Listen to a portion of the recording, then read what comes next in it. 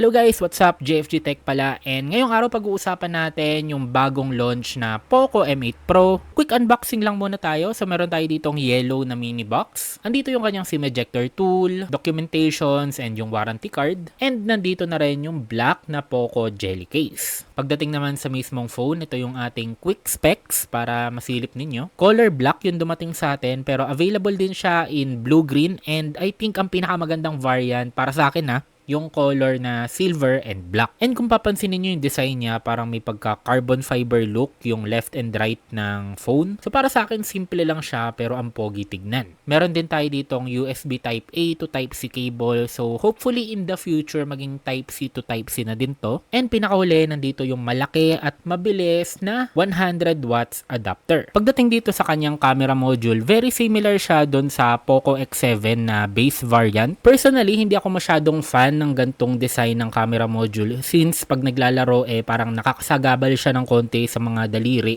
Nakalagay din dito 50 megapixel and may OIS na siya. Dito naman sa baba yung Poco branding and yun nga yung carbon fiber look sa magkabilaang side. Nandito sa right side yung power and volume buttons. Sa left side naman is clean look lang. Dito sa taas meron tayong speaker and microphone. And sa baba merong speaker grill, USB Type-C port, microphone, and SIM card tray. Dalawang nano SIM card lang yung pwede nyo ilagay. Wala siyang room for micro SD card, so talagang mapipilitan kayong kunin yung mas mataas na variant dahil palaki na ng palaki yung mga applications and games ngayon. Pagdating naman sa protection, naka IP66 and IP68 dust and water resistance siya. And yung screen niya naka Gorilla Glass Victus 2 na. Now, punta na tayo dito sa specs ng Poco M8 Pro. Meron tayo ditong 6.83 inches na AMOLED display. So, mas malaki siya compared dun sa last Poco M7 Pro. And actually, mas malaki siya sa both Poco X7 and Poco X7 Pro. Kaya naman masarap manood at syempre maglaro sa device na to. Dagdag nyo pa dyan yung chin and bezels niya,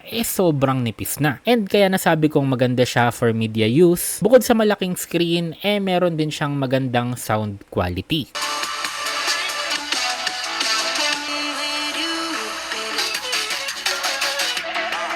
Meron tayo ditong standard na 120Hz na refresh rate. So, may mga device na umaabot na ng 144Hz, 165Hz. Pero as of now, most of the devices talaga hanggang 120 lang. So, ang talagang ayaw ko lang pagdating sa Poco M series ang daming bloatwares. Yung tipong brand new and kaka-open mo lang ng device tapos kung ano-ano na yung mga naka-install na hindi mo naman kailangan. Pero don't worry, in case naman, pwede nyo pa rin naman yan tanggalin.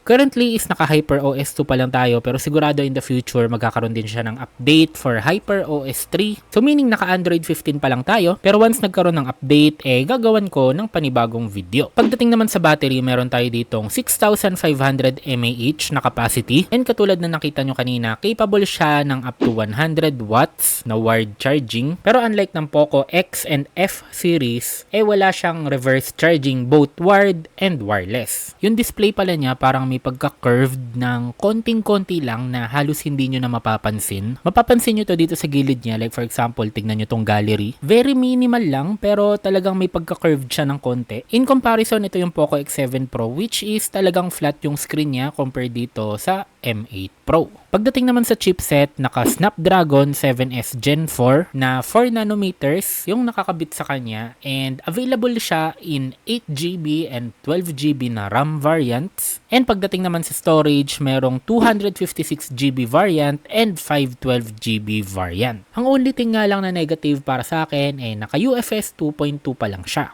Nakakuha tayo dito ng 1 million points sa Antutu benchmark. Very decent din yung ating 3D Mark results. So nakakuha tayo ng 94.6% stability. And sa parehas na benchmark, hindi ko naramdamang uminit itong cellphone. Pagdating sa Mobile Legends, ito yung mga settings na gamit ko. And I think kung tama pagkakaalala ko, kompleto naman siya. And nakaka-enjoy dito maglaro. Very smooth naman siya. Umaabot tayo dito ng 120 FPS. And maganda yung screen. Malaki yung screen. Very vibrant yung display. Even may clash, even madaming effects, madaming nangyayari sa screen, wala namang paglalag na nangyari. And dito naman sa Call of Duty Mobile, meron tayong very high graphic quality and pwede natin i-max yung frame rate or low graphic quality then ultra frame rate. So okay naman siya, no? Very playable yung Call of Duty Mobile, pero hindi siya kasing stable ng Poco X7 Pro kasi yun talagang parang for gaming talaga eh. Ito kasing Poco M series more on budget and camera, yun talagang target niya, pero medyo nag-increase kasi yung presyo nitong Poco M series ngayon, which pag-uusapan natin yan mamaya. Pero ayun, no, umaabot pa rin naman tayo ng 60 FPS, yun nga lang parang may mga minor na stutters. Kumbaga pag may PC kayo parang may mga 1% lows siya. Pero kagaya nga ng sinabi ko, very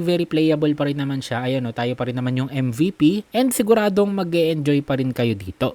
Ngayon punta tayo sa medyo mabigat na game. So pagdating sa Genshin Impact, by default is naka-medium yung kanyang graphic quality. So ang binago ko lang is nilagay ko siya sa 60 FPS para makita natin kung ano yung sagad na marireach niya. Pero ayan, no, hanggang 43 FPS lang yung nare-reach natin. Kaya from medium, binaba ko siya to low and in-increase ko ulit to 60 FPS yung ating settings. Pero still, hindi pa rin tayo makakuha ng mataas-taas na frame rate. So ayan, umaabot lang tayo ng 30, 35, 37 FPS. Although yung map na pinuntahan ko dito is part siya ng Inazuma na I think isa sa pinakamabigat na part dito sa game kasi umuulan, kumikidlat, 'di ba? Madaming nangyayari, tapos sabayan mo pa ng mga skills. Kaya kung dito umaabot tayo ng 30 to 35 FPS, expect nyo sa other part ng map na medyo magaan, kaya nating maka-reach ng 45 to 60 FPS. Like for example ito sa domain, kahit papaano compared kanina, 'di ba?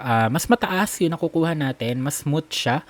Hindi pa rin natin nare-reach yung 60 FPS target, pero very playable naman talaga. Nagkaroon lang talaga tayo ng standard na dapat 60 FPS yung mga laro, pero even 30 FPS, very playable na most games, di ba? Pero kung talagang ang habol mo pure gaming, I suggest mas okay pa rin ang Poco X7 Pro. Pagdating naman ngayon dito sa kanyang main camera, meron tayong 50 megapixel with OIS, 8 megapixel na ultra wide, and yung selfie camera naman niya is 32 megapixel. And yung maximum resolution ng video na pwede natin ma-reach is 4K at 30 FPS. And ito naman ngayon yung ilan sa mga sample shots na nakuha ko dito sa Poco M8 Pro. So kung papansinin nyo, very detailed, very sharp, pero hindi naman over-sharpen, no? And hindi rin siya over-saturated. Very natural actually yung pinaka-colors niya. And ito naman ngayon yung konting night shots na nakuha ko. And kung mapapansin nyo, compared nung umaga siya, medyo nag-soften na ng konti yung image quality niya. Pero okay pa din naman yung colors niya, hindi naman pale. Ang mostly nagsa-soften lang yung medyo malala yung parts na ng image. Ngayon ang tanong, magkano nga ba itong Poco M8 Pro? Yung 8256GB ay nagkakahalaga ng 16,999, pero dahil may mga discount tayo and promo, pwede mo siyang makuha for as low as 13,149. Actually, pwede pa siyang bumaba up to 12,649 pag ang kinlik nyo yung link na nasa description. Yung 12,512 naman is nagkakahalaga ng 19,999. Pwede siyang bumaba up to 15,899. And again, katulad kanina, pag kinlik nyo yung link na nasa description, pwede pa siyang bumaba ng another 500, which is 15,499